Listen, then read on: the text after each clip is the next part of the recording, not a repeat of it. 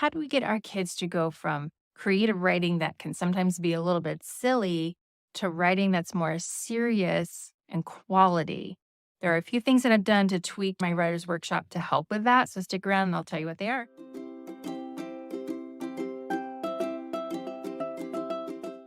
Hi, I'm Robin Mellon, children's book author with Disney Hyperion and HarperCollins. I'm also a middle school teacher. And I have a writer's workshop program that I've created that's student led, and it focuses on 6 skills that we learn during our workshop, which is usually about twice a week.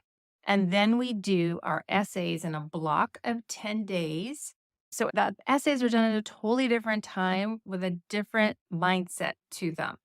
And what I do is I use my workshop time to build up their skills that they need during essay writing, but also during all types of writing.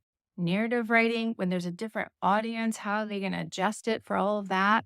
So the workshop is the perfect time for them to start practicing, for them to try new things, to be a little bit fearless, hopefully. And we have to be able to let them do that.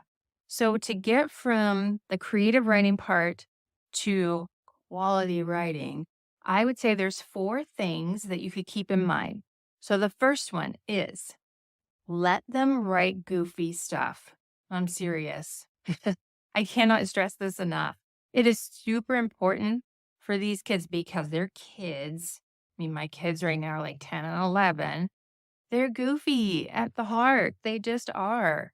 And it shows up in their writing. And then when we tell them that's not what I'm looking for, or that's not right, it feels like we're hurting them. So I let them be goofy and I point it out. When we're doing creative writing at the beginning of the year, there are some of them who just kind of like do sound effects, or there's just lots of random things that are going on with explosions and all that kind of stuff. And let them get that out because they need to have a way to get the process going and flowing. So an object in motion tends to stay in motion. So the more that they're writing and they're kind of going down that hill and they're getting more and more and more, they're getting more stamina. And then the feedback that they're getting from their classmates or their trio, which is in my program, I talk about using trios, they find the diamonds in each other's writing. And when they can make somebody else laugh, it is like, I mean, that is gold right there. They will want to write again and again and again, I promise. So let them write goofy stuff because, and I like to go back to basketball a lot because that's kind of a thing. If you told, if you had like a group of young basketball players and you have the basketball, the first thing, like naturally, they just want to grab it and start trying to dribble it and go do things and throw it. But if you stopped them and said, wait, we need to watch some video of Magic Johnson at the NBA finals in 19 whatever, and I want you to dunk like that. That is just overwhelming and like, well, I'll never get there. That's not me. Why should I try? We need to let them play with the basketball, be goofy in the gym, throw stuff up and start getting used to like how things work in their brain and how their words come out. And then honor that it's part of the process. And it's part of the process for authors too. We often sit down when we're about to write a book or a novel and we will just write that day. I know a lot of authors who will just get stuff out and they need to get all these words out and then it's moving and it's flowing and then they write. And we have to be able to give that skill to our kids or otherwise they will freeze and we're not going to get anything quality out of them. Let them write goofy stuff. If your principal comes in and says, what are they doing? Send them to me. Like I will talk to them. I will explain this process of why that is important and how we need to go from here, honor it, and get to the quality. Okay. Now the second thing, when you use mentor sentences, sometimes I will use them from a book that we like. So I'll pull them out from Kate DiCamillo or Rick Riordan or something. But oftentimes the mentor sentences I use are from the students themselves. So I try and I capture as much of their work as possible in different docs where I'll capture like all the different hooks that I'm seeing as they're going along. So we kind of have like a hook hall of fame and they can see what the other students are writing. If I come across really great sentences, I make sure that I get them copy and pasted into a doc so that I can always pull those up. And then we can talk about those sentences from other kids. And it feels more like, well, that's doable. I mean, this is just another 11-year-old that sits next to me. And now I can see the structure of it. And now I can try and write a sentence like that. And now they feel equal and they feel a little bit more confident about going into their writing for that day. So I'd strongly suggest using some mentor sentences from your own students. Then, as they're doing the workshop and as they're going along and they're doing goofy writing, whatever, some of them are doing very serious writing. Some of my kids are like writing novels during workshop. They're also different. I love it. I assess them along the way. So about once a quarter, we stop and I give them a test in a way on the skills that we've been practicing. So they just recently took one and they had to choose between voice hooks and sentence complexity, and they got to choose two of them. And I would give them a score 1 to 5 on each of those skills.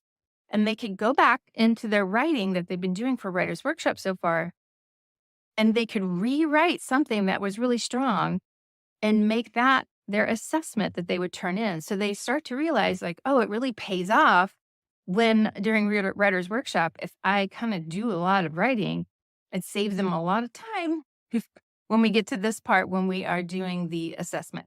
Now, the fourth thing, I would use your warm-ups to your advantage. I know sometimes we do warm-ups where it's like it's this kind of cute thing that has an alliteration for Monday and Tuesday and all of that.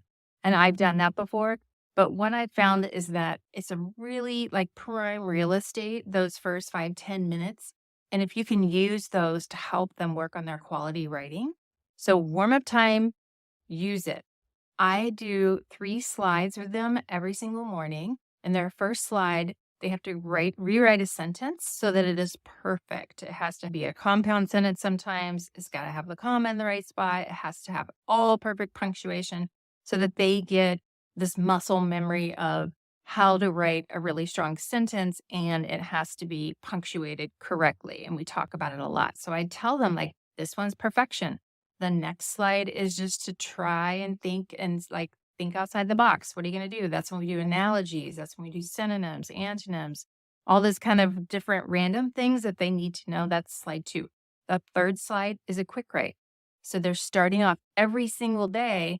They're doing some kind of short writing. And for the last couple of weeks, they've been doing hooks where they're only doing hooks. And they're doing 1 week's worth of hooks that were for a fictional story and 1 week for an informational article that they were writing for like the school newspaper, and had to come up for the hook with that. So use those 5-10 minutes to your advantage to get them writing sentences that are really strong. I'm going to add one more thing in here. The fifth is save their work.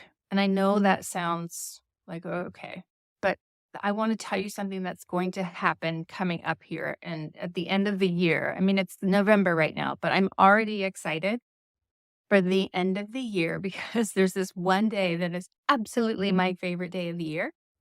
And you could do this now if you haven't done this yet, but at the beginning of the year, I give them a really brief writing assessment. I say, tell me about a time that you were surprised. Anytime it was the emotion of surprise, tell me about it in the best way you can. And they write, and I tell them nothing. I don't give them any information, just write like 2 paragraphs about it. And the writing is usually pretty bad. And then later in the next semester, I give them the exact same writing assignment.